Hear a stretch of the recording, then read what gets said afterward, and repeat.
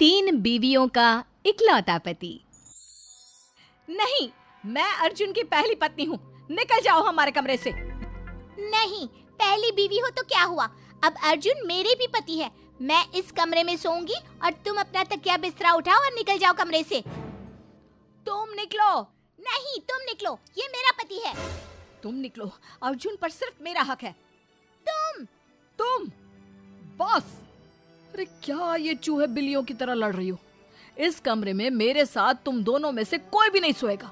मैं ही खुद निकल जाता हूँ और दूसरे कमरे में सो जाता हूँ। दिमाग का दही कर देती हो तुम दोनों। ये कहानी है अर्जुन की, जिसकी शादी पहले कुसुम से हुई होती है, लेकिन अर्जुन के पिता की परम मित्र अनुकुल की मौत के बाद उनके बेटी चंद्रिका से अर्जुन ने शादी कर ली, क्योंकि उन्होंने मरने से पहले अर्जुन से इस बात की मिन्नतें की थी। चंद्रिका के पिता अनुकुल ने जीते जी अर्जुन और उसके पूरे परिवार की खूब मदद की थी, इसलिए अर्जुन को ना चाहकर भी हालातों से मजबूर होकर चंद्रिका से शादी करनी पड़ी थी। अब जब एक ही छत के नीचे दोनों सौतने रहने लगी तो तमाशों की भीषण बरसात तो होनी ही थी। चलिए देखते हैं। ऐसे ही अगले दिन जब कुसुम रसोई में अर्जुन के लिए खाना पका रही होती है, तभी चंद्रिका झांक कर चुपके से उसे देख रही होती है। आज कढ़ाई पनीर बनाया है, अर्जुन का फेवरेट। खुशबू और स्वाद दोनों भी बढ़िया है। अर्जुन तो उंगलियां चाटते रह जाएंगे। थोड़ा सा और मक्खन मिलाती हूँ। मक्खन के दीवाने जो हैं मेरे पिया जी। जैसे ही कुसुम मक्खन को फ्रिज से निकालने के लिए मुड़ती है, चंद्रिका तुरंत फटाफट आकर खाने में डिब्बा भर के मिर्च मिला देती है और कुसुम के फिर से मुड़ते ही वो वापस छुप जाती है। कुसुम कढ़ाई पनीर में मक्खन मिलाती है। अब नहीं चखूंगी, अब तो स्वाद के चार चांद लग ही गए होंगे। रात में जब अर्जुन कढ़ाई पनीर चखता है तो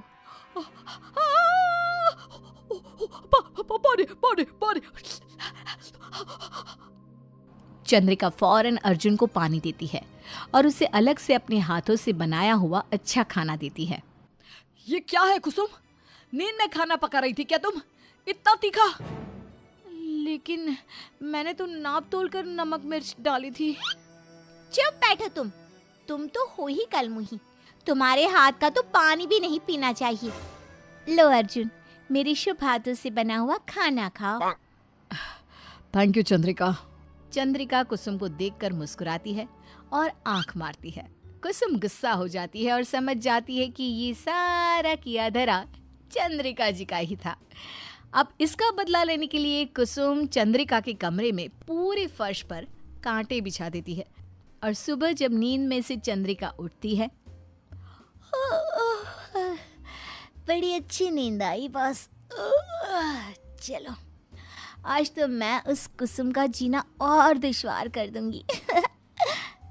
चंद्रिका आंखें मलती है और बिना नीचे देखे बेड से उतरती है और फर्श पर कदम रखते ही उसे कांटे चुभते हैं और वो जोरों जोरों से चिल्लाते हुए नाचने कूदने लगती है।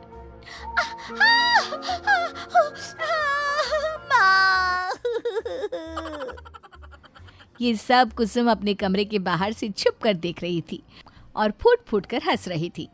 चंद्रिका कुसुम को हंसते हुए देख लेती है और वो बेड पे फिर से बैठकर कहती है, अच्छा, तो वो नास पिटी जिसने ये कांटे बिछाए हैं वो तुम हो।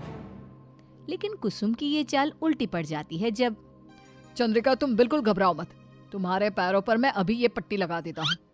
हाँ अर्जुन, थैंक्स मेरी केयर करने के लिए। अरे इट्स ओके। अर्जुन चंद्रिका के पैर पर पट्टी बांधता है। ये देखकर कुसुम को बहुत जलन महसूस होती है। अर्जुन के जाने के बाद चंद्रिका कुसुम से कहती है, क्यों, तुम्हारी चाल तुम्ही पर उल्टी पड़ गई ना? कैसा महसूस हो रहा है मैडम आपको, बताना चाहोगी? कुसुम बिना कुछ कहे गुस्से से वहां से चली जाती है। फिर एक दिन अर्जुन घर में आकर कहता है, कल मेरे बॉस की बर्थडे पार्टी है, उसने मुझे बुलाया है। तुम दोनों में से जिसे आना है आ सकती हो। मैं जा रहा हूँ गिफ्ट लेने, जिसे आना है तैयार रहना। अर्जुन चला जाता है। ए छिपकली, इस बार मैं अपने पति के साथ जाऊंगी। जैसे कि मैं तो उसकी बहन हूँ ना। अरे ओ बैल बुद्धि, मैं भी उसकी बीवी हूँ और उसके साथ पार्टी में मैं ही जाऊंगी, समझ गई ना तुम? मैं जाऊंगी कह दिया ना एक बार। वो तो अब वक्त ही बताएगा कि कौन जाएगा पार्टी में। कुसुम पार्टी में अर्जुन के साथ ना जाए इसलिए चंद्रिका कुसुम की मुल्तानी मिट्टी में कुछ मिला देती है। फिर बाद में जब आईने के सामने कुसुम आती है, चलो जल्दी से मुल्तानी मिट्टी लगा देती हूँ, फिर साड़ी को इस्त्री भी तो करनी है और हेयर और मेकअप भी तो करना है। कुसुम मुल्तानी मिट्टी अपने चेहरे पर लगा देती है और फिर कुछ देर आराम करती है। जब मिट्टी सूख जाती है और कुसुम अपना चेहरा धो लेती है तो वो देखती है कि उसके चेहरे पे काले दाग आ चुके हैं। नहीं, ये क्या हो गया? मेरे खूबसूरत चेहरे पर ये क्या हो गया? मैं तो भूतनी बन गई। नहीं, अब मैं पार्टी में कैसे जाऊंगी? ये जरूर उस डाकन चंद्रिका ने ही किया होगा। उसे तो मैं छोड़ूंगी नहीं। अगर मैं पार्टी में नहीं जा पाऊंगी तो उससे भी मैं जाने नहीं दूंगी। कुसुम डॉक्टर के पास जाती है।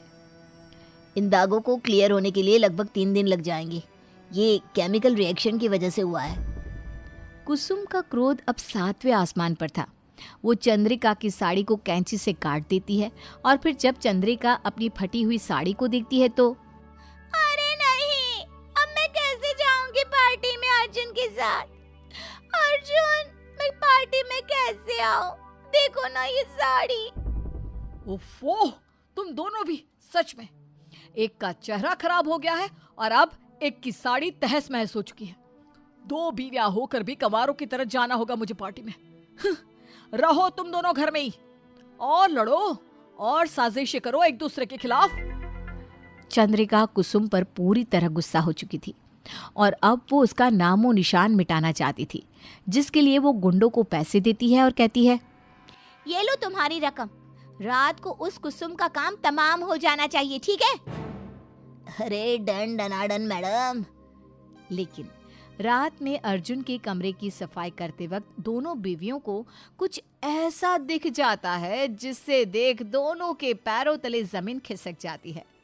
वो होती है अर्जुन और एक औरत की शादी की तस्वीर। ये क्या? अर्जुन नहीं है, ये शादी।